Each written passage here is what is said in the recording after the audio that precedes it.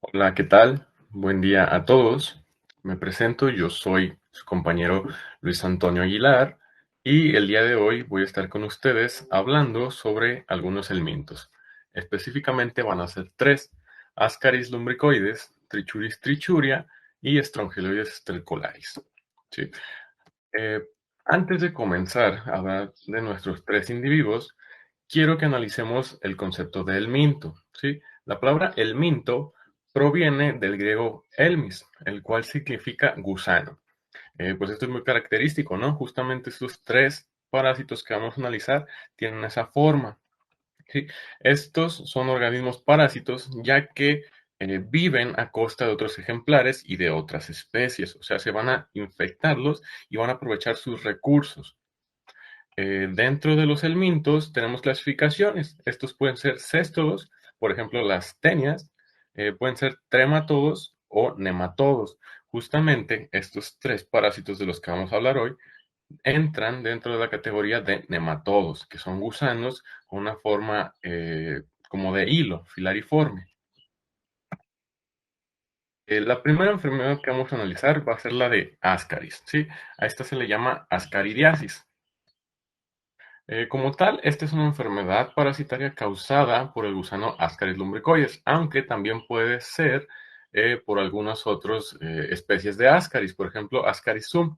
Esta se considera una geomintiosis, que quiere decir que Ascaris es un gusano que dentro de su ciclo biológico tiene algún paso por la tierra, por el suelo libre, de ahí que reciba el nombre de un geohelminto. ¿Sí? Este es uno de los gusanos evolutivamente más avanzados que existen. Posee múltiples sistemas. En la imagen del lado derecho podemos ver cómo posee sistema nervioso, sistema digestivo y tiene un sistema reproductor también. Vamos a analizar algunas de las características de este parásito. Es un parásito dicoico. ¿Qué quiere decir? Que bueno, pues existen machos y hembras. Dentro de su ciclo biológico pasa por cuatro fases larvarias, una fase de huevo y una fase de adulto, ¿sí? Bueno, ya mencionamos los sistemas que tiene.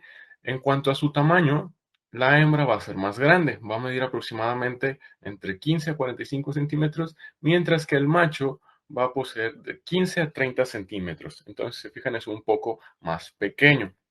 ¿Sí? Es uno de los parásitos con mayor prevalencia mundial. Las hembras tienen la capacidad de poner hasta 200 huevos diarios. Estos pueden ser fecundados o no fecundados. Más adelante vamos a ver las características de cada uno.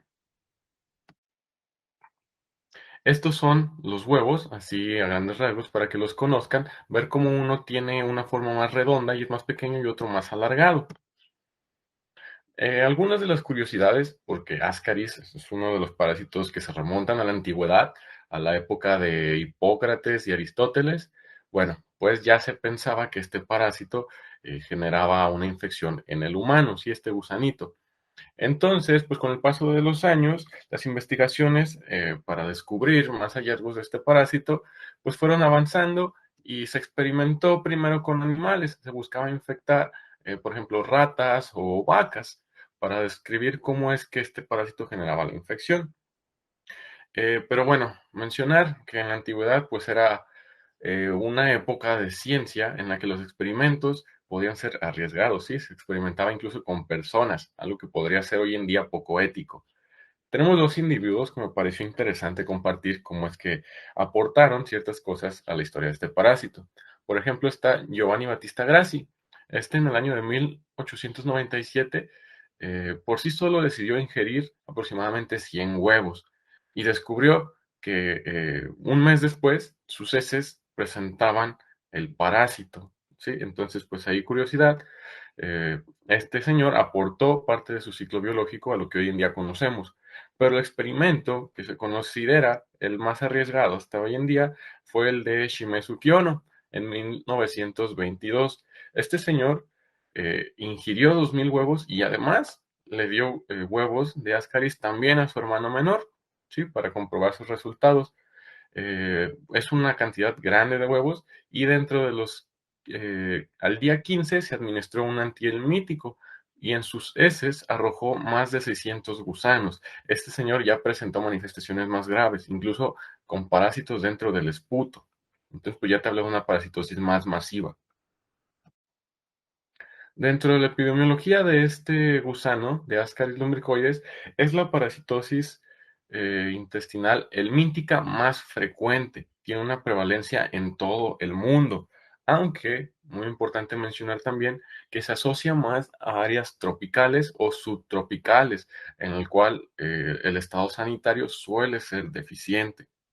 Además de esto, existe un grupo de mayor prevalencia en cuanto a su edad. Estos van a ser los niños, sobre todo en edad escolar, de 2 a 10 años.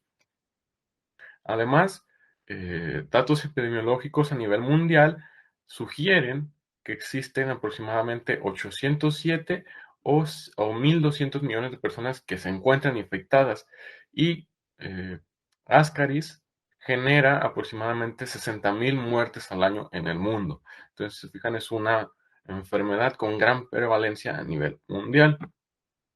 Quiero que analicemos este mapa. Esta es un estudio que se hizo en 2010 sobre la prevalencia de Ascaris lumbricoides y cómo se generaba su infección. Si bien en este estudio no se analizaron datos de países como por ejemplo Estados Unidos o Canadá o gran parte de Europa y Rusia, sí se analizaron datos de las regiones, sobre todo del sur en el mundo. Y si trazamos una línea media a lo largo de todo este mapa, podemos ver cómo es que justamente las regiones por encima y por debajo de esta línea se encuentra una mayor prevalencia de Ascaris lumbricoides. Y esto cuadra justamente con lo que veíamos de que son las regiones con un clima más tropical. Entonces podemos ver cómo los principales países afectados están sobre todo en África, gran parte de Asia y una parte también, sobre todo de América del Sur. Se me pasó a mencionar que datos indican que aquellos países o lugares donde la infección es menos prevalente, pues son los polos, ¿no? Ahí donde el clima es demasiado frío para que este parásito pues genere una alta prevalencia. Lo que seguiría en analizar sería el ciclo biológico. El ciclo biológico de Ascaris es uno de los que me parecen más interesantes. Primero, vamos a situarnos en que este parásito va a infectar el intestino delgado, ¿sí? Este va a ser su órgano diana, ahí es donde va a residir. Entonces, dentro de este intestino delgado, van a producir huevos. El macho y la hembra van a copular y van a producir huevos. Estos huevos se van a ir en la luz intestinal y van a salir con las heces al exterior, ¿no?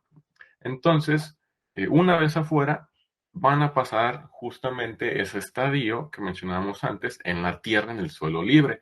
Estos huevos van a madurar en el suelo, en un clima tropical, en un suelo húmedo, y van a generar larvas en su interior. Primero vamos a tener una larva en estadio 1 o L1 y posteriormente entre 2 a 3 semanas se va a formar la larva en estadio 2 o L2. Esta larva en estadio 2 es nuestro estadio infectante. Quiero mencionar que esta larva en ningún momento salió del huevo, ¿sí?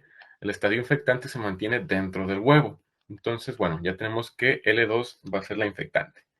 Estos huevos van a estar en el suelo, por lo que pueden contaminar algunos cultivos o aguas y nosotros los vamos a ingerir sobre todo en eso, con los alimentos, ya sea que fueron en tierras contaminadas o regadas con aguas contaminadas. Entonces, en estos alimentos los vamos a ingerir la larva en estadio 2 dentro de su huevo y pues va a pasar a través de nuestro sistema digestivo, ¿no? La boca, el esófago, va a llegar al estómago, los jugos gástricos no le van a hacer nada, de hecho van a favorecer, y luego va a pasar al duodeno. En el duodeno, este huevo en estadio 2, con la larva 2, va a eclosionar. Entonces, pues va a salir a la luz intestinal y aquí es donde yo digo, ¿qué necesidad de Ascaris de complicarse? Si ya está en el duodeno, pues sería nada más pasar a intestino, a las partes posteriores del intestino delgado.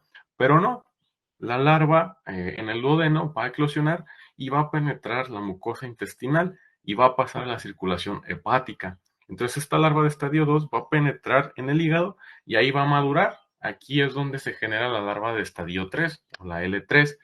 Esta larva pues ya es un poquito más grande y después de estar en el hígado va a pasar nuevamente a la circulación, específicamente la circulación venosa, y pues en la circulación venosa ya sabemos que su objetivo es el corazón derecho o el ventrículo derecho. Una vez aquí, pues el corazón va a bombear la sangre hacia los pulmones para que se oxigene y la larva pues se va a quedar ahí, va a atravesar el parénquima pulmonar y va a albergarse en los alvéolos. Dentro de los pulmones, la larva puede continuar su crecimiento y generar estadio 4, aunque lo común es que se quede en estadio 3 y suba por las vías aéreas hasta llegar a la faringe y luego va a ser deglutida nuevamente. Va a pasar por el esófago, luego va a llegar al estómago y aquí pues ya sería una larva más madura, va a atravesar el duodeno y va a pasar a intestino delgado, en el cual pues ya se va a quedar. Ahí va a madurar, machos y hembra van a copular y van a colocar sus huevos, generando así el reinicio de este ciclo. Dentro de la fisiopatología de este parásito, pues va a depender del lugar donde va a seguir su trayecto, ¿sí? Lo común es que genere lesiones de tipo mecánicas y por eso mismo una reacción de tipo inflamatoria. Entonces, vamos a analizar cómo va a generar manifestaciones en base al lugar donde va a encontrarse su trayecto. Lo primero sería analizar el periodo larvario, ¿sí? Una larva que sea lo suficientemente grande como para despertar una respuesta inflamatoria, se desarrolla sobre todo a nivel pulmonar. Aquí en los pulmones va a generar lesiones mecánicas, va a generar eosinofilia, una congestión, tanto sanguínea como del parénquima, y pues va a empezar a generar lo que conocemos como síndrome de Lofer, el cual se va a caracterizar por una fiebre elevada, va a haber tos, y estertores y además exudado bronquioalveolar. Este suele durar aproximadamente una semana. El siguiente estadio en el que la larva puede generar manifestaciones, pues va a ser tal cual ya en los intestinos, ¿no? Aquí nuevamente va a generar lesiones de tipo mecánicas. Lo común es que se aprecie la mucosa del intestino con alguna equimosis o incluso algunos abscesos por una sobreinfección bacteriana. Eh, este gusano también va a generar irritación del intestino, por lo que se va a manifestar como diarrea, puede haber anorexia, puede haber palidez y pérdida de peso, sobre todo por la deficiencia de absorción de nutrientes, que pues, va a estar dado por diferentes cosas, ¿no? Porque este parásito se alimenta también de nuestros alimentos. Entonces, pues no vamos a absorber los mismos nutrientes que absorberíamos si no tuviéramos presencia de este gusano. Y además de esto, el gusano genera una sustancia que inhibe la tripsina, la cual es una enzima que nos ayuda a degradar esos nutrientes para ser absorbidos. Entonces, todo esto favorece a una menor absorción de nutrientes, lo cual se puede manifestar como eso, como desnutrición o incluso como anemia. Y lo común o más frecuente que puede pasar con este parásito es que por su gran tamaño y por su gran cantidad de gusanos que puede haber en el intestino, te va a generar un efecto de masa, se van a empezar a acumular y puede generar alguna obstrucción. Entonces, eso se va a manifestar como una oclusión intestinal, puede haber incluso una perforación, una apendicitis, una diverticulitis o incluso en lugares ectópicos puede generar, por ejemplo, una obstrucción laríngea. Otro punto importante es mencionar que puede existir migraciones erráticas. ¿Qué quiere decir esto? Que el parásito puede viajar a órganos que no son parte de su ciclo vital, de su ciclo biológico. Por ejemplo, puede irse a las narinas, puede irse a las vías biliares, puede irse a hígado, a riñón, al conducto lagrimal, al conducto auditivo y todo este tipo de lugares. Y ahí va a generar también algunas otras manifestaciones. La existencia de manifestaciones erráticas se asocia con un peor pronóstico porque te habla de una parasitosis más masiva. Y ahora, a manera de resumen, dentro del cuadro clínico, pues lo vamos a clasificar en dos, ¿sí? Las manifestaciones respiratorias y los síntomas intestinales. Ojo aquí, un detalle. eh, la mayoría de los casos de esta parasitosis por Ascaris suelen pasar asintomáticos, o sea, hace que no van a ser parasitosis graves, van a ser leves. Esto sobre todo en individuos inmunocompetentes. Las parasitosis con manifestaciones graves se asocian a individuos que no tengan la capacidad de mantener a raya esa infección, ¿sí? Y en estos van a ocurrir la mayor existencia de síntomas. Y ahora sí, analizando, por ejemplo, los respiratorios, teníamos lo que ya veíamos como síndrome de Lover. También puede haber presencia de tos y disnea, algunos infiltrados pulmonares y eosinofilia periférica. Y dentro de los intestinales vamos a pasar por un cuadro intestinal de diarrea y también puede haber vómito. Y ya mencionábamos que por una menor absorción de nutrientes puede haber desnutrición o incluso anemia. Y dentro de las complicaciones, pues sería la obstrucción intestinal o que obstruye alguno de los conductos importantes en el sistema gastrointestinal, donde desembocan los productos del hígado o de la vesícula y el páncreas. El diagnóstico, lo que se va a hacer principalmente va a ser un estudio corroparasitoscópico, o sea, se van a buscar la presencia de huevos en las heces. Y ya veíamos anteriormente una imagen. En esta imagen podemos comparar cómo es que tenemos huevos fertilizados y huevos infertilizados, ¿sí? Las dos te hablan de la presencia de Ascaris, independientemente de si están fertilizados o no. Entonces se va a establecer el diagnóstico. Como datos puntuales podemos marcar cómo es que el huevo fertilizado tiene una forma más redondeada, se ve un poco más pequeño y muy importante, se alcanza a ver delimitado una capa en su periferia, ¿sí? ¿Por qué? Porque este huevo va a tener tres capas superficiales, una interna, una media y una externa, mientras que el huevo infertilizado se ve más ovalado, un poco más estirado, más grande y no se va a ver tan bien delimitado esa membrana en la periferia que mencionamos. Otra manifestación, sobre todo asociada a parasitosis masiva, va a ser la de encontrar a los gusanos en heces, aunque no es tan común, lo común sí es encontrar los huevos. Y algunos otros estudios que podían hacerse sería la ecografía y la radiografía. Sí, la radiografía se asocia más a hallazgos tipo accidentales, que de repente el paciente llega con alguna manifestación y no te esperas encontrar por ahí presencia de Ascaris, pero pues por alguna razón sale y ya investigas más el caso del paciente. El tratamiento pues va a ser con antiparasitarios. Tenemos el de primera elección que va a ser el albendazol a dosis de 400 miligramos por día, aunque también podemos utilizar otros, por ejemplo el mebendazol a 100 miligramos por día durante 3 días o la ivermectina de 200 miligramos por kilo en una sola dosis. Estos son los principales, aunque también podrían utilizarse la piperacina, el palmato de pirantel o el levamisol. En cuanto a la prevención, lo principal siempre va a ser eh, fomentar una conducta de educación y de mejorar las prácticas sanitarias. ¿A qué me refiero con esto? Bueno, pues básicamente desinfectar bien los alimentos antes de consumirlos, evitar defecar en el suelo y eh, generar unas medidas de higiene más efectivas. También hay algunas medidas que, por ejemplo, la OMS ha recomendado, pero se asocian más a lugares donde esta enfermedad se considera endémica, en el cual se va a administrar un tratamiento a todos esos individuos dentro de un área que tenga una elevada prevalencia de este parásito. O también el tratamiento dirigido a los grupos por edad que tengan una mayor prevalencia. Veíamos, por ejemplo, los niños en edad escolar. El siguiente parásito que vamos a analizar va a ser Trichuris, ¿sí? Este nos va a generar la enfermedad que conocemos como tricocefalosis. Bueno, la tricocefalosis, ya mencionaba que es una enfermedad intestinal generada por Trichuris trichuras, el cual va a infectar el intestino grueso, a diferencia de Ascaris, que infectaba el intestino delgado, ¿sí? Analizando algunas características de este parásito, tenemos que es un gusano con un color blanquecino.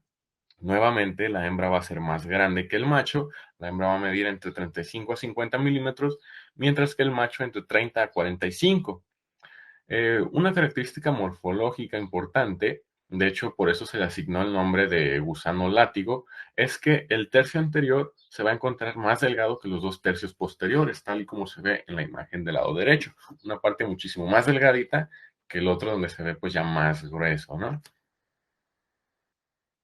Dentro de la epidemiología, esta parasitosis afecta aproximadamente a 500 millones de personas en el mundo, de los cuales 60% se dan en niños menores a 14 años.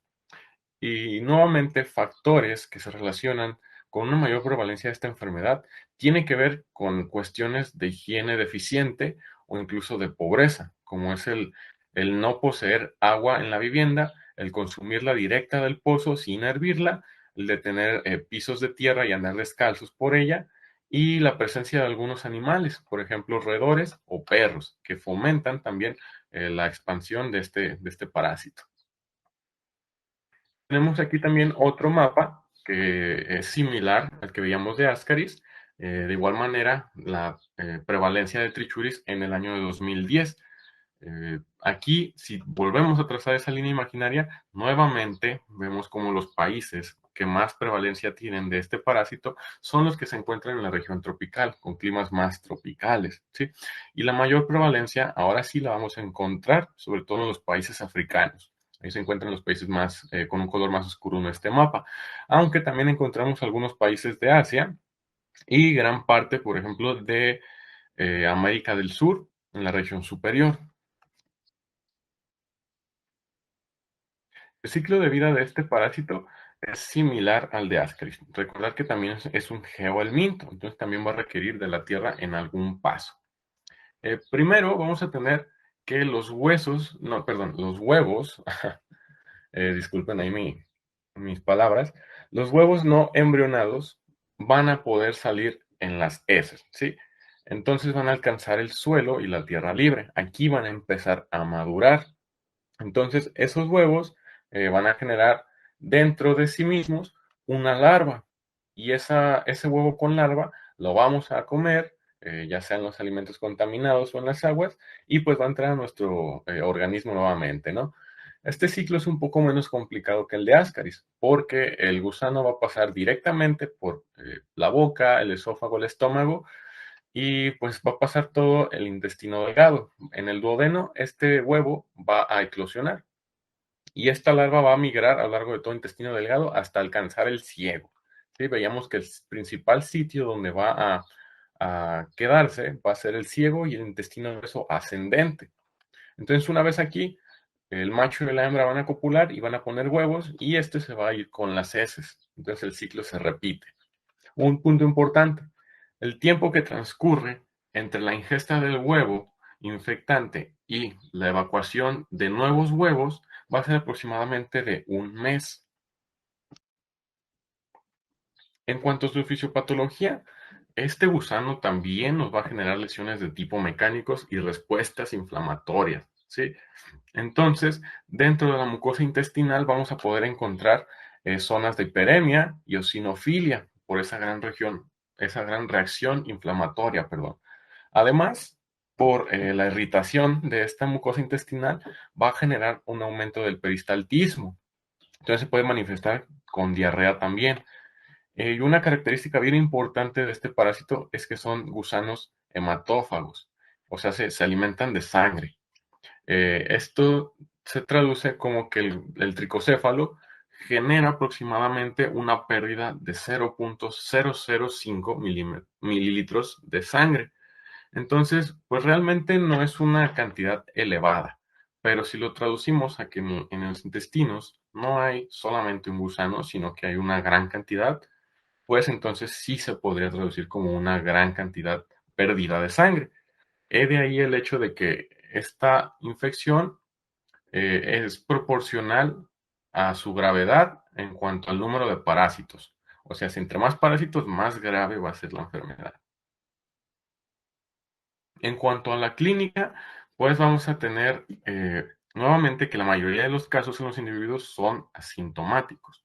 Usualmente aquellos que van a presentar manifestaciones van a ser los individuos inmunocomprometidos o aquellos que tengan una tricocefalosis masiva.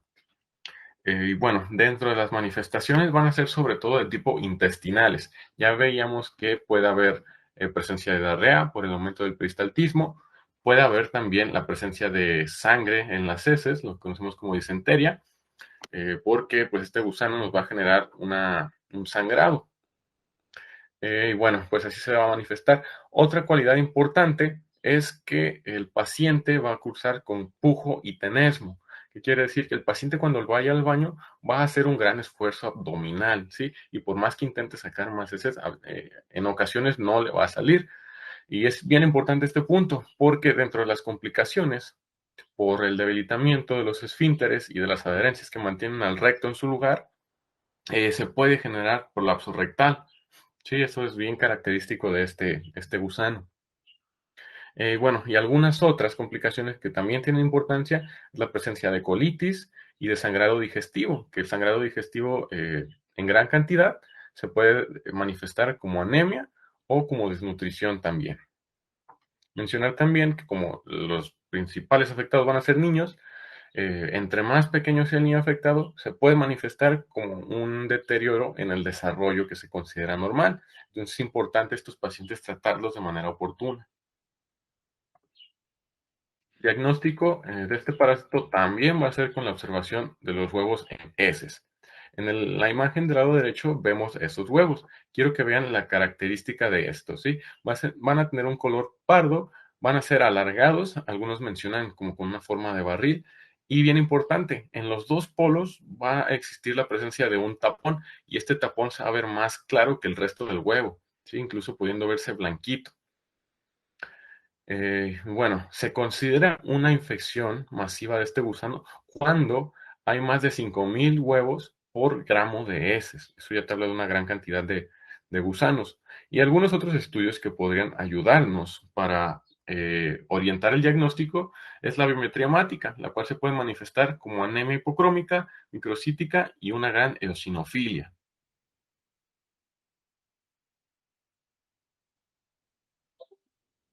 El tratamiento va a ser nuevamente con antiparasitarios.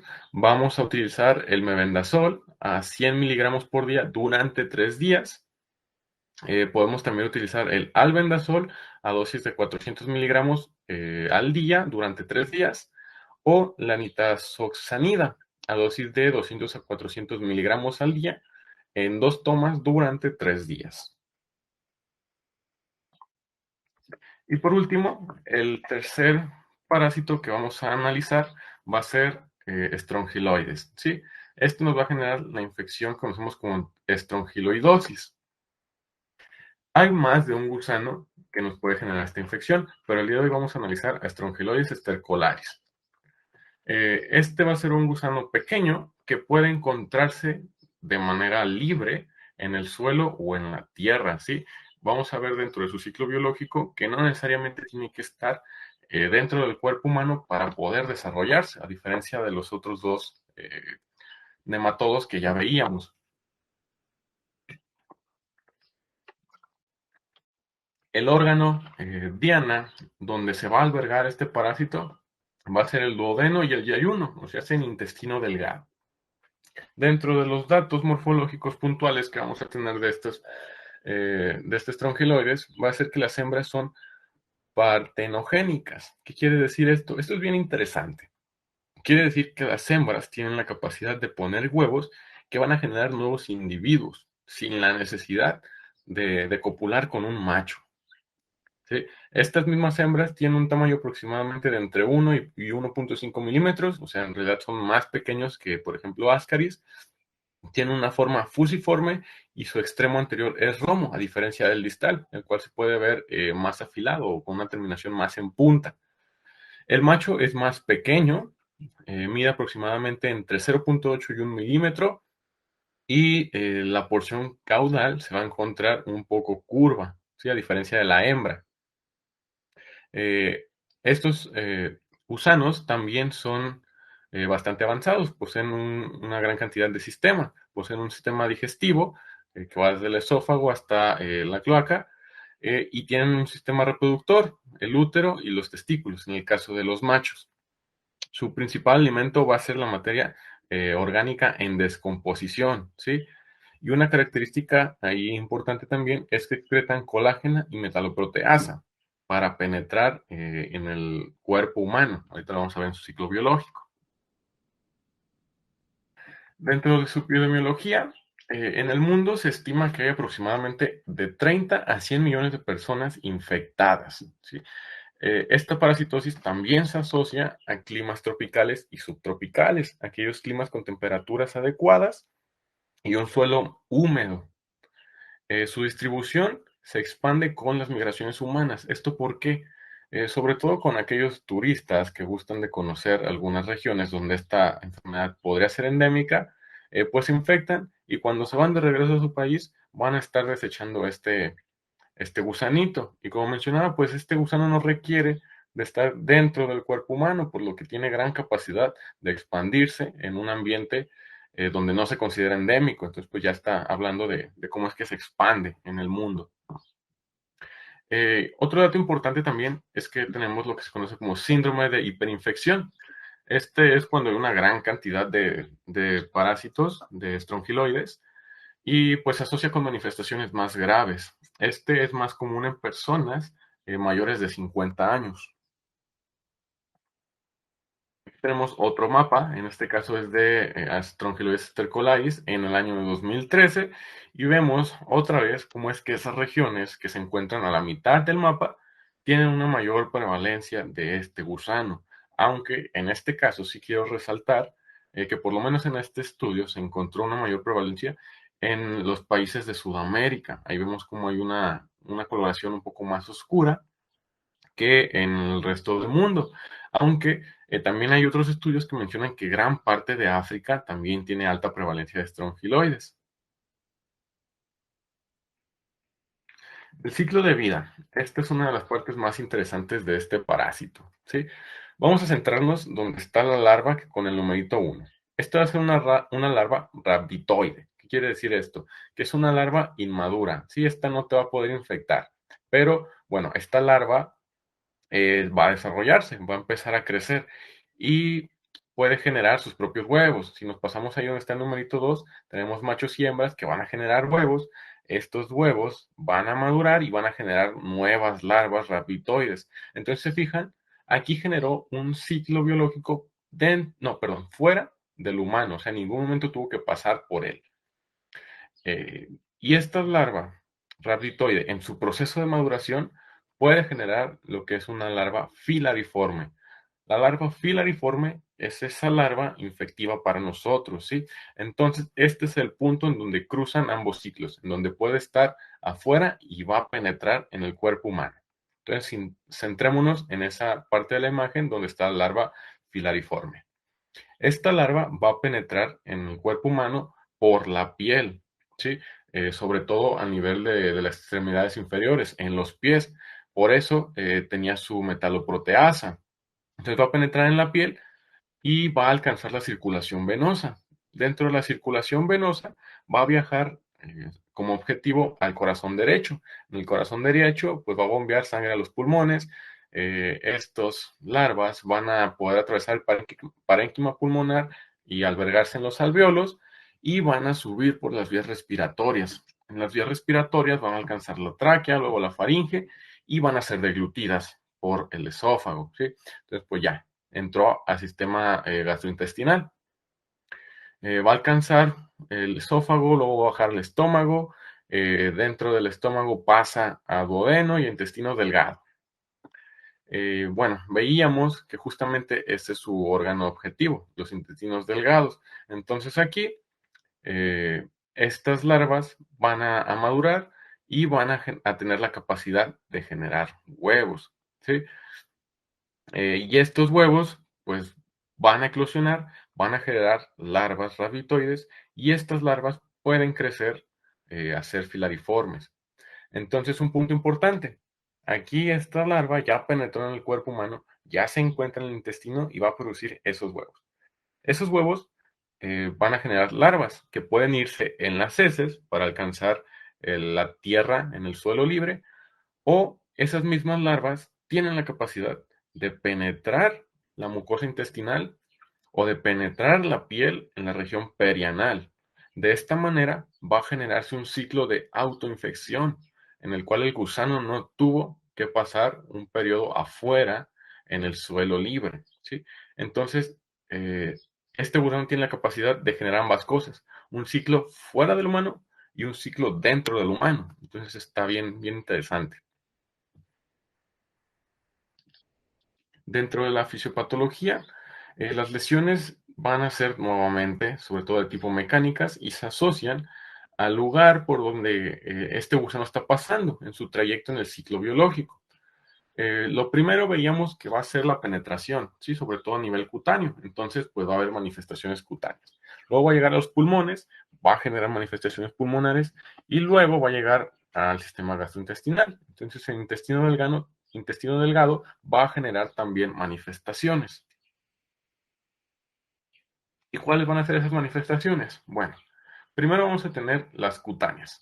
Las cutáneas se van a manifestar por placas eritematoescamosas, ¿sí? Sobre todo a nivel de los pies. Vamos a tener lo que conocemos como larva migrans. Si nos fijamos en la imagen del lado derecho, es esa lesión que tiene como forma de gusano y suele ser migratoria, o sea, se nos habla de que el gusano se movió del lugar, ¿sí?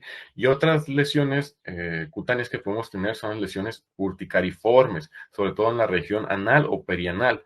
Ya veíamos porque esas mismas larvas pueden penetrar por ahí nuevamente. Entonces el paciente va a llegar con mucha irritación y con gran prurito en esa zona.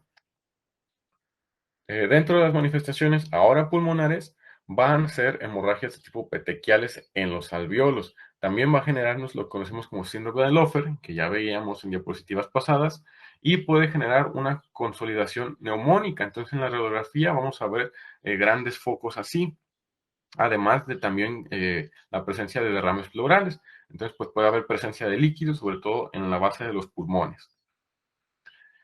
Dentro de las lesiones intestinales, que son las más frecuentes, pues va a haber un mecanismo irritativo por lesión mecánica y pues esto se va a generar eh, una diarrea, puede haber también presencia de hemorragia de distintos tamaños y pues si juntamos ambas cosas puede haber una diarrea con sangre.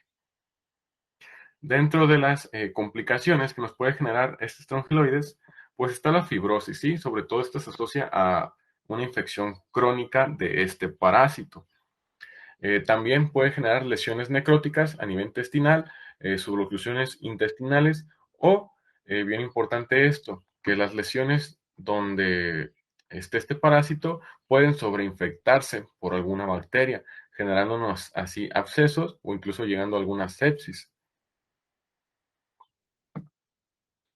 El diagnóstico de estrongiloides va a ser por la observación de las larvas en las heces, en este caso no de los huevos, van a ser las larvas, ¿sí? Los vamos a encontrar tal como en la imagen del lado derecho, ahí podemos apreciar la larva. Y algunos datos en otros estudios que nos podrían orientar a una infección parasitaria, pues nuevamente la biometría hemática, sobre todo la presencia de eosinofilia, eso es bien característico de infecciones parasitarias, aunque pues también va a haber una leucocitosis por una gran inflamación y puede haber anemia.